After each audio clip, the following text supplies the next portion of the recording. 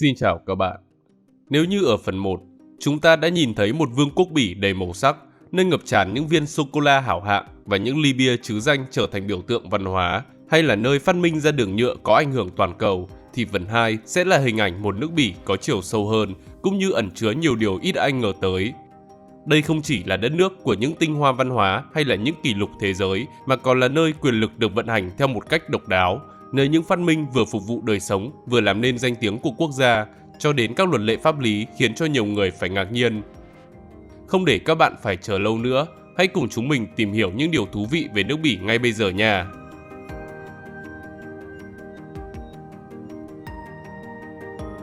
Người Bỉ tạo ra thành phố New York. Khi nói đến lịch sử hình thành thành phố New York, người ta thường nghĩ ngay đến Hà Lan và tên gọi New Amsterdam trước khi thuộc về Anh, nhưng ít ai để ý rằng đằng sau lớp lịch sử nổi bật ấy còn có dấu ấn của một người Bỉ mang tên Peter Minuit. Ông là một thương gia và chính trị gia người Wallonia, làm việc cho công ty Tây Ấn Hà Lan, sau đó được bổ nhiệm làm giám đốc thứ 3 của khu định cư Tân Hà Lan vào năm 1626. Nhờ khả năng thương thuyết và con mắt kinh doanh sắc bén, người đàn ông này đã thực hiện thương vụ nổi tiếng nhất đời mình, đó là việc mua hòn đảo Manhattan từ người bản địa Leonard với giá chỉ 60 guilder, tương đương với khoảng 1.431 đô la. Con số ấy nghe qua thì rất nhỏ bé, nhưng lại là khởi điểm của một câu chuyện lớn lao, khi khu định cư New Amsterdam về sau trở thành trung tâm phát triển thương mại mạnh mẽ, là nền tảng cho New York ngày nay. Điều thú vị là tiểu sử của Peter Minuit đã phản chiếu một phần lịch sử phức tạp của châu Âu thời bấy giờ. Ông sinh ra trong một gia đình tin lành thuộc cộng đồng người Bỉ gốc Wallonia, vốn phải rời bỏ quê hương để tránh sự áp bức tôn giáo dưới thời nhà Habsburg. Chính trải nghiệm đó đã khiến ông có cái nhìn khá tiến bộ so với nhiều nhà quản lý thuộc địa cùng thời. Trong nhiệm kỳ của mình, Peter Minuit đã đề xuất thành lập một cơ quan cố vấn để hỗ trợ cho quản lý thuộc địa. Điều này phần nào mang dấu vết của nền dân chủ sơ khai. Dưới sự lãnh đạo của ông, New Amsterdam đã dần định hình, thu hút dân nhập cư và phát triển kinh tế, trở thành một điểm giao thương quan trọng giữa châu Âu cũng như tân thế giới. Tuy nhiên, sự nghiệp của Peter Minuit không phải lúc nào cũng suôn sẻ. Ông đã bị bãi nhiệm vào năm 1631 rồi chuyển sang phục vụ cho Thụy Điển để thành lập thuộc địa trên bán đảo Delaware. Sau đó người đàn ông này qua đời vào năm 1638 trong một cơn bão ở vùng biển Caribe. Có thể thấy, từ một người Bỉ phiêu dạt vì niềm tin tôn giáo đến nhân vật góp phần đặt viên gạch đầu tiên cho New York, Peter Minuit là minh chứng rằng lịch sử của những thành phố lớn đôi khi được định hình bởi những con người đến từ nơi ít ai ngờ tới.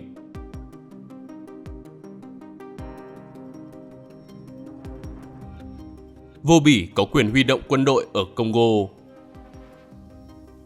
Quan hệ giữa Vương quốc Bỉ và Cộng hòa Dân chủ Congo là một trong những mối dây lịch sử phức tạp và nhạy cảm nhất ở châu Âu, châu Phi. Dù Congo đã giành độc lập từ năm 1960, nhưng dấu ấn của Bỉ, đặc biệt là vai trò của hoàng gia, vẫn còn hiện diện sâu sắc. Một trong những điểm ít ai biết đến là xét về nguyên tắc, quốc vương Bỉ có quyền phê chuẩn hoặc là huy động quân đội từ Congo trong trường hợp liên quan đến lợi ích quốc gia hoặc là công dân Bỉ ở Congo.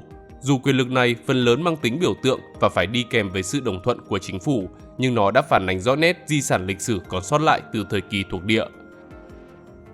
Nguồn gốc của mối liên hệ này bắt đầu từ cuối thế kỷ 19, khi vua Leopold đệ nhị biến Congo trở thành tài sản riêng của mình, tức là một lãnh thổ không thuộc quyền quản lý của nhà nước Bỉ mà thuộc về cá nhân nhà vua. Dưới danh nghĩa khai hóa văn minh, Leopold đệ nhị đã thiết lập một chế độ khai thác tàn bạo, lấy mạng người đổi cao su và ngà voi, để lại vết thương sâu trong lịch sử nhân loại. Sau khi bị dư luận quốc tế lên án, thì vào năm 1908, nhà nước Bỉ chính thức tiếp quản Congo. Họ ít sử dụng bạo lực và đưa thuộc địa này phát triển hơn. Dù vậy, hình ảnh của vua Bỉ vẫn gắn liền với vai trò người bảo hộ lãnh thổ Congo. Trải qua hơn một thế kỷ, mối ràng buộc chính trị quân sự ấy tuy đã được giới hạn, song vẫn tồn tại dưới hình thức quyền biểu trưng của quốc vương Bỉ đối với việc huy động quân đội Bỉ, Congo trong trường hợp chiến tranh để bảo vệ đất nước hoặc trong thời bình nếu cần thiết. Ngày nay, điều này ít được viện dẫn trong các đạo luật và mọi hoạt động quân sự của Bỉ tại Congo đều phải thông qua quốc hội và chính phủ, nhưng nhà vua vẫn giữ vị trí tổng tư lệnh tối cao.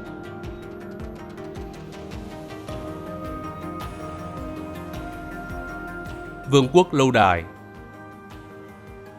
Trên diện tích 30.688 km², nước Bỉ có hơn 3.000 lâu đài, tức là trung bình mỗi thị trấn, mỗi ngọn đồi, thậm chí mỗi khúc sông đều có ít nhất một công trình mang dáng dấp quý tộc châu Âu. Sở dĩ quốc gia này có nhiều lâu đài như vậy là bởi lịch sử lâu đời luôn gắn liền với sự chia cắt chính trị. Trong thời Trung Cổ, lãnh thổ Bỉ ngày nay từng bị chia nhỏ thành hàng chục công quốc và bá quốc, với mỗi vùng lại có lãnh chúa riêng, mỗi lãnh chúa lại dựng một pháo đài để thể hiện quyền lực và bảo vệ lãnh địa. Cứ như thế qua nhiều thế kỷ, khi châu Âu trải qua chiến tranh, tái thiết và đổi chủ liên tục, thì những công trình đó vẫn trụ lại như những chứng nhân lịch sử. Điều thú vị là người Bỉ không biến những lâu đài ấy trở thành biểu tượng xa cách mà giữ chúng như một phần tự nhiên trong đời sống hiện đại. Chẳng hạn như lâu đài Gravenstein, hay còn gọi là lâu đài Bá Tước, được xây dựng vào năm 1180. Nó có thiết kế mô phỏng lâu đài của quân Tập Tự Chinh và trở thành trụ sở của Bá Tước Flanders cho đến thế kỷ 14. Sau đó được chuyển đổi công năng thành tòa án, nhà tù và trở thành nhà máy bông. Đến thế kỷ 19, nơi đây được trùng tu và hiện nay trở thành lâu đài có tính biểu tượng nhất của Bỉ.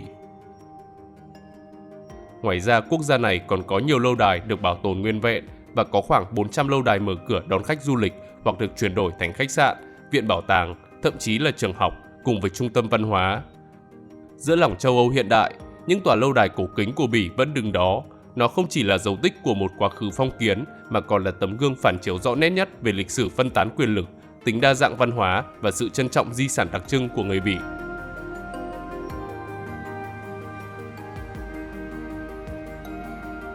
Từ Spa hình thành từ Bỉ. Ngày nay, từ Spa được sử dụng khắp thế giới, dùng để chỉ những nơi sử dụng nước suối giàu khoáng chất để làm thuốc hay các khu nghỉ dưỡng cung cấp nhiều phương pháp điều trị sức khỏe khác nhau, được gọi chung là liệu pháp chăm sóc và thư giãn. Tuy nhiên, ít ai biết đến tên gọi này được bắt nguồn từ Spa thuộc vùng Wallonia. Nơi đây có hơn 300 suối khoáng lạnh, được chia thành nước khoáng nhẹ và nước khoáng có ga tự nhiên chứa khoáng chất có lợi cho sức khỏe. Từ thế kỷ 14, nó được gọi là Aqua Spadane và được các binh lính La Mã sử dụng để phục hồi sức khỏe. Thậm chí nơi đây còn ghi nhận sự ghé thăm của Sa hoàng Pius đệ nhất trong quá trình ông điều trị gan. Tuy nhiên phải đến thế kỷ 18, Spa mới thực sự trở thành điểm đến của châu Âu. Các quý tộc từ Anh, Pháp, Đức và cả Nga đều tìm đến đây để tắm suối, trị bệnh cũng như thư giãn. Do đó Spa nhanh chóng trở thành biểu tượng của sự sang trọng và thanh lịch, đến mức người ta gọi nó là quán cà phê của châu Âu, nơi các chính khách và nghệ sĩ hội tụ để trao đổi ý tưởng, giống như một trung tâm văn hóa hơn là khu nghỉ dưỡng. Điều đặc biệt là dù thời gian trôi qua, thị trấn vẫn giữ nguyên tinh thần gốc của mình với sự kết hợp giữa thiên nhiên, sức khỏe và nghệ thuật sống. Khi ngành công nghiệp chăm sóc sắc đẹp ra đời, từ Spa đã vượt ra khỏi biên giới để trở thành từ dùng chung cho mọi hình thức nghỉ dưỡng, gắn liền với nước khoáng và chăm sóc sức khỏe hiện nay.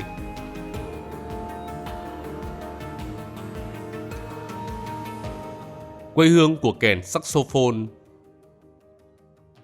Nhắc đến kèn saxophone, người ta thường nghĩ ngay đến những giai điệu jazz phóng khoáng ở Mỹ, nhưng ít ai biết rằng linh hồn của nhạc jazz ấy lại được khai sinh ở Bỉ. Cụ thể, loại nhạc cụ được phát minh bởi Adolphe Sax vào năm 1846, ông sống ở Dinant thuộc vùng Wallonia. Ông sinh ra trong một gia đình có bố mẹ là những nhà thiết kế nhạc cụ, đặc biệt là những người đã thay đổi thiết kế của kèn co Pháp. Từ nhỏ, Sax đã có năng khiếu đặc biệt trong việc cải tiến âm thanh khi tự làm 2 cây sáo và 1 cây kèn clarinet của mình vào năm 15 tuổi. Khi lớn lên, ông nhận ra giữa dàn nhạc đồng và dàn nhạc gỗ vẫn thiếu một nhịp nối về âm sắc. Ý tưởng đó đã thôi thúc ông chế tạo ra saxophone, một nhạc cụ thuộc họ kèn gỗ, vì có sức mạnh của đồng thau nhưng vẫn có sự mềm mại của gỗ. Sự ra đời của kèn saxophone vào năm 1840 đã tạo nên một cú hích lớn và nhanh chóng được quân đội Pháp cũng như các dàn nhạc lớn đón nhận, bởi loại nhạc cụ này không chỉ vang to, trầm ấm mà còn dễ hòa âm với nhiều thể loại khác nhau. Từ đó mở ra một chương hoàn toàn mới trong lịch sử âm nhạc thế giới. Hơn nữa, Bỉ không chỉ là nơi sinh ra nhạc cụ này mà còn là nơi tôn vinh di sản của nó như một niềm tự hào quốc gia. Ở Dinant, người ta dựng tượng ông bên bờ sông Meuse, treo hàng trăm cây kèn saxophone khổng lồ dọc phố, biến cả thị trấn trở thành bảo tàng âm nhạc ngoài trời. Hàng năm, các lễ hội saxophone vẫn diễn ra, thu hút hàng nghìn nghệ sĩ khắp nơi đổ về. Với người Bỉ, cây kèn này không chỉ là một phát minh mà còn là biểu tượng cho tinh thần sáng tạo và sự giao thoa văn hóa.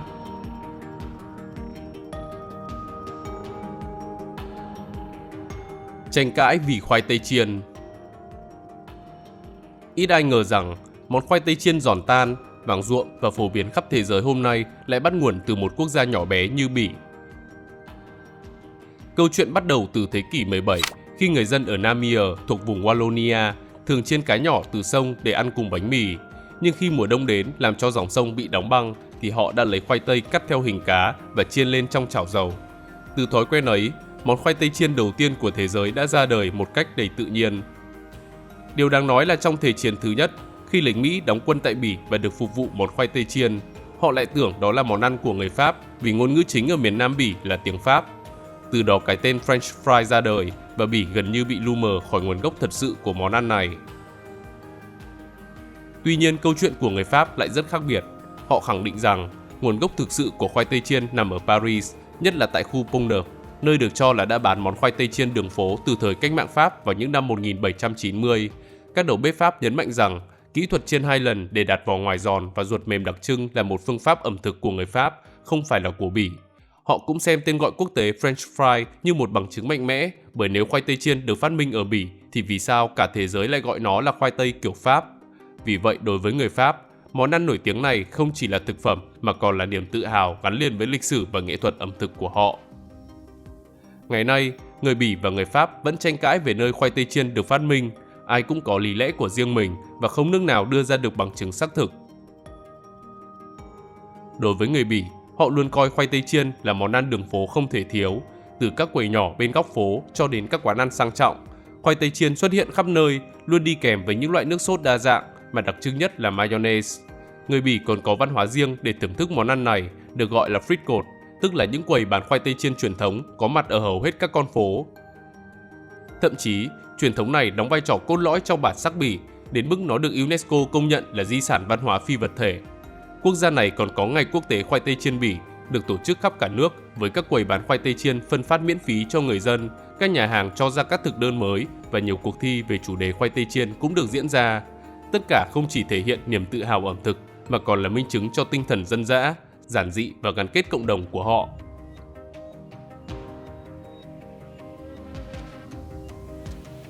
Ngôi nhà sô-cô-la của Bỉ. Sân bay quốc tế Bruxelles có diện tích 12,45 km2, nằm tại Gia-Fontaine và cách trung tâm Bruxelles chưa tới 12 km. Từ lâu nơi đây được xem là cửa ngõ trung tâm của châu Âu khi nằm giữa mạng lưới đường bộ, đường sắt, đường hàng không của châu Âu. Nơi đây không chỉ là điểm xuất phát mà còn là điểm trung chuyển quan trọng, đóng vai trò như một đầu mối logistics của cả vùng Flanders lẫn Liên minh châu Âu cho đến cả châu Á, châu Phi, Bắc Mỹ và Trung Đông. Do đó, trong năm 2024, sân bay đã đón tiếp hơn 23.611 hành khách với hơn 198.000 chuyến bay. Không chỉ vậy, nơi đây còn trở thành nhà bán lẻ sô-cô-la lớn nhất thế giới. Ước tính mỗi năm có hơn 800 tấn sô-cô-la được bán tại đây, trung bình hơn 2 tấn sô-cô-la được mua bởi hành khách mỗi ngày, biến dòng người qua lại trở thành một dòng chảy ngọt ngào đúng nghĩa. Do đó, sân bay Bruxelles đã trở thành cửa hàng của những thương hiệu sô-cô-la Bỉ cao cấp, cho đến những hộp sô-cô-la dành riêng cho hành khách quá cảnh. Bên cạnh các hộp sô-cô-la đóng gói sẵn, có một số cửa hàng ở sân bay còn mang đến trải nghiệm làm sô-cô-la cá nhân hóa. Đây là kết quả của việc kết hợp hai yếu tố văn hóa và thương mại khi sân bay trở thành nơi trải nghiệm văn hóa sô-cô-la của Bỉ. Họ không cần phải ghé vào các cửa hàng trong thành phố mà chỉ cần đặt chân đến sân bay là họ đã có thể tiếp xúc với mặt hàng biểu tượng của Bỉ. Điều này cũng giúp các thương hiệu sô-cô-la Bỉ hiện diện trên từng chuyến bay và từng kiện hành lý xách tay.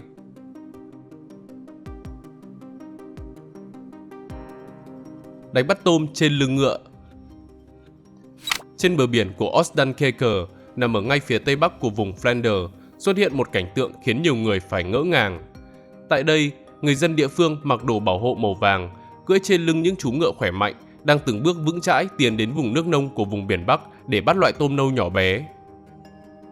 Nghề nuôi ngựa bắt tôm này có thể đã xuất hiện từ thế kỷ 16 và hiện chỉ còn tồn tại duy nhất tại Ostdankirchen. Khi người dân leo lên yên ngựa, khoác áo mưa vàng và sẵn sàng công việc, hình ảnh của họ như nối liền hai thế giới. Một là đời sống mưu sinh gắn với biển cả, hai là nghi lễ mang đậm giá trị biểu tượng. Mỗi lần lưới được kéo lên từ nước, bên cạnh những con tôm là một bài học về sự kiên nhẫn, khả năng đọc chiều cường và cảm nhận nhịp điệu của ngựa khi kéo qua lớp bùn cát dưới biển. Sự đặc biệt của nghề truyền thống này đã được UNESCO công nhận là di sản văn hóa phi vật thể của nhân loại từ năm 2013. Đây vừa là danh hiệu trang trọng, vừa là sự tôn vinh mối quan hệ hài hòa giữa con người và thiên nhiên. Dù sản lượng không nhiều, chỉ khoảng từ 5 cho đến 6 cân mỗi lần, nhưng giá trị văn hóa và lịch sử của nó là vô giá. Trong thời đại đánh bắt công nghiệp và tự động hóa lan rộng, thì việc gìn giữ phương thức truyền thống ấy đã thể hiện ý thức trân trọng quá khứ và hệ sinh thái biển. Ngày nay, nghề nuôi ngựa bắt tôm đã không còn đủ để nuôi sống toàn bộ cộng đồng. Các hiện tượng như biến đổi khí hậu, nguồn lợi biển hạn chế và cạnh tranh từ đánh bắt công nghiệp đã đặt truyền thống trước nhiều thách thức lớn. Vì vậy, những người còn gìn giữ nghề này chủ yếu làm việc vì đam mê và tình yêu đối với văn hóa hơn là vì lợi nhuận. Hình ảnh ngựa lội biển với bộ áo vàng rực rỡ vẫn tiếp tục là biểu tượng sống động của Oystercatcher, nơi quá khứ và hiện tại hòa quyện trong nhịp sống mặn mòi của biển cả.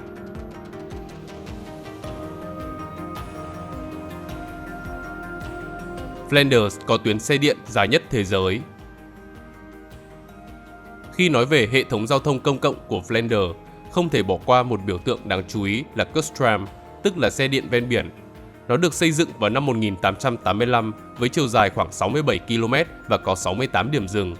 Tuyến này đi từ Noghuis gần biên giới Hà Lan đến Depanne gần biên giới Pháp. Hiện nay, đây là tuyến xe điện dài nhất thế giới và là dịch vụ đường sắt nhẹ dài thứ hai trên thế giới, chỉ sau tuyến A dài 92,7 km thuộc hệ thống đường sắt đô thị Los Angeles. Với tuyến đường trải dài dọc theo bờ biển Bắc của Bỉ, đi qua hàng chục thị trấn ven biển, Custram không đơn thuần là một phương tiện đi lại mà còn là biểu tượng của kết nối giao thông, du lịch và địa lý của Flanders. Qua đó cho thấy, vùng đất này không chỉ có chiều sâu lịch sử và văn hóa mà còn biết tận dụng địa hình ven biển để xây dựng một hệ thống vận tải công cộng mang tầm quốc tế. Hơn nữa, Custram còn là biểu tượng của phát triển bền vững vì nó sử dụng hệ thống điện hóa, phục vụ hàng triệu hành khách mỗi năm và góp phần vào giảm tải giao thông đường bộ tại vùng ven biển đông đúc vào mùa du lịch. Đối với du khách, hành trình trên tuyến này là một trải nghiệm tuyệt vời khi chỉ trong khoảng thời gian 2 giờ 20 phút di chuyển từ đầu này sang đầu kia, họ vừa được ngắm trọn khung cảnh vùng biển Bắc của Bỉ, vừa có thể tùy ý dừng chân ở bất cứ thị trấn nào để khám phá ẩm thực, văn hóa hay nhịp sống địa phương. Không chỉ nối liền các khu nghỉ dưỡng, bãi biển và thị trấn ven biển, Custram đã biến từ một phương tiện đơn thuần trở thành một hành trình trải nghiệm, nơi mỗi chuyến đi đều có thể là cơ hội để kết nối với thiên nhiên, lịch sử cũng như đời sống ven biển sống động của Flanders.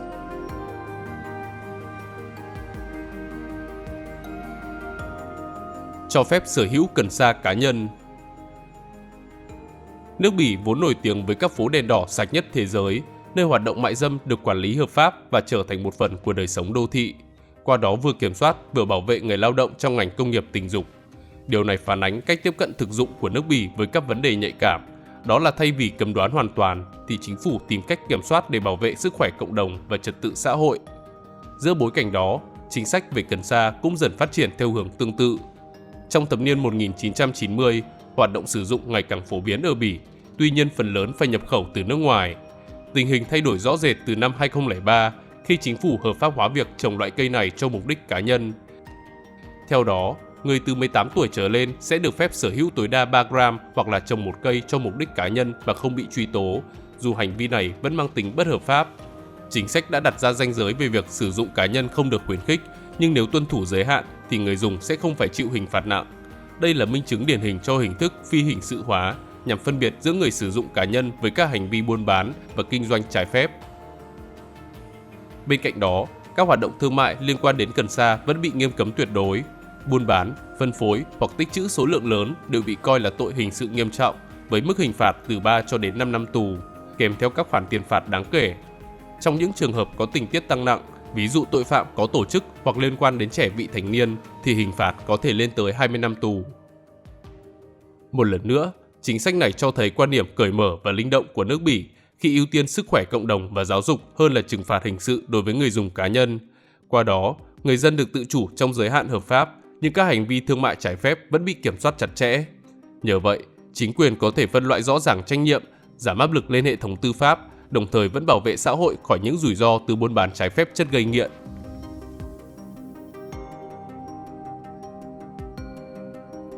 Quyền được vượt ngục. Ở Bỉ tồn tại một điểm rất đặc biệt về quyền vượt ngục, nghĩa là việc một tù nhân cố tình rời khỏi trại giam không bị xem là một tội danh theo luật hình sự, miễn là trong quá trình đó không có hành vi phạm tội khác kèm theo. Nói cách khác, hệ thống pháp luật ở đây thừa nhận khát vọng tự do của con người như một quyền cơ bản và hành vi chỉ chạy trốn khỏi nơi giam giữ được xem là biểu hiện của bản năng tự nhiên nên không bị trừng phạt. Tuy nhiên nguyên tắc này vẫn có giới hạn rõ ràng. Nếu quá trình vượt ngục đi kèm với bạo lực, phá khóa, tấn công cán bộ trại giam phá hoại tài sản hoặc các tội hình sự khác, thì người vượt ngục sẽ bị truy cứu dựa trên những hành vi đó.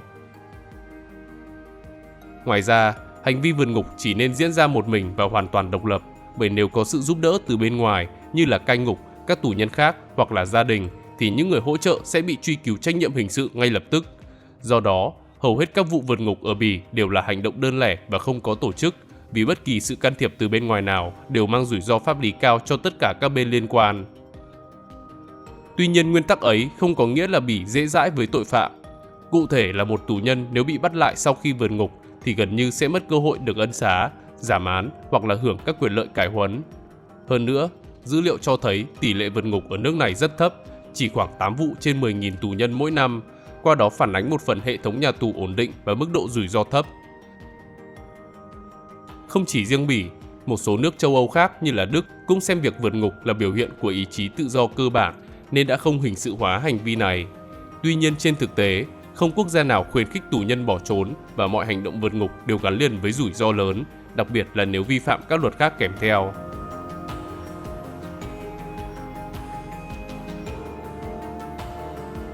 Giấu thi thể là không có tội. Ở Bỉ tồn tại một quy định pháp luật khá đặc biệt liên quan đến việc giấu thi thể khi mức độ hình sự được căn cứ vào mối quan hệ.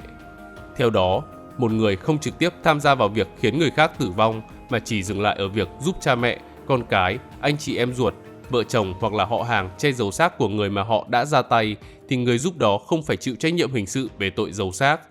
Ngược lại, nếu người không thuộc phạm vi thân nhân hoặc là việc giấu xác xuất phát từ một hành vi như là giết người, tra tấn dẫn đến chết, cưỡng hiếp thì hành vi giấu xác đó được coi là tội phạm. Cách tiếp cận này phản ánh khá sâu sắc văn hóa của Bỉ, đó là việc đặt tình cảm gia đình lên vị trí đặc biệt và dành mức độ khoan dung nhất định cho hành vi hỗ trợ người thân, dù ở hoàn cảnh rất tối tăm. Thế nhưng chính sự khoan hồng ấy lại đưa ra một bài toán khác khó giải hơn. Ranh giới giữa nhân tính và công lý sẽ nằm ở đâu nếu như người thân tiếp tay che giấu tội ác mà vẫn không bị truy cứu? Song song với câu chuyện giấu thi thể, luật hình sự Bỉ còn tồn tại một vùng xám đáng chú ý, đó là các hành vi ăn thịt người hay là ái tử thi không được cấu thành tội danh độc lập. Nếu không đi kèm hành vi sát hại, bạo hành hay là xúc phạm thi thể theo các điều khoản khác thì pháp luật gần như không có chế tài trực tiếp. Chính sự thiếu rõ ràng ấy đã tạo ra một khoảng trống pháp lý hiếm thấy, phản ánh cách tiếp cận khá độc đáo nhưng cũng gây nhiều tranh cãi trong hệ thống tư pháp Bỉ. Có thể thấy, đất nước Bỉ nhỏ bé giống như một thế giới riêng biệt, nơi mỗi chi tiết, từ văn hóa, khoa học cho đến pháp luật đều mang một sắc thái rất riêng, vừa lạ lẫm vừa cuốn hút. Quốc gia này có khả năng biến những điều tưởng chừng rất đời thường trở thành dấu ấn khó quên, tạo nên bản sắc không thể trộn lẫn giữa lòng châu Âu. Chính sự kết hợp hài hòa ấy đã giúp Bỉ hiện lên như một đất nước thân thiện nhưng đầy bất ngờ, nhỏ bé về diện tích nhưng giàu chiều sâu về sáng tạo và di sản. Và cũng vì thế, nước Bỉ không chỉ là điểm dừng chân của du khách mà còn là nơi khiến cho người ta muốn khám phá mãi để hiểu vì sao một quốc gia nhỏ lại có sức quyến rũ lớn đến như vậy. Vậy theo bạn, nước Bỉ có phải sự lựa chọn cho cuộc hành trình của mình không? Hãy để lại ý kiến ở phần bình luận nha. Xin chào và hẹn gặp lại các bạn trong những video tiếp theo.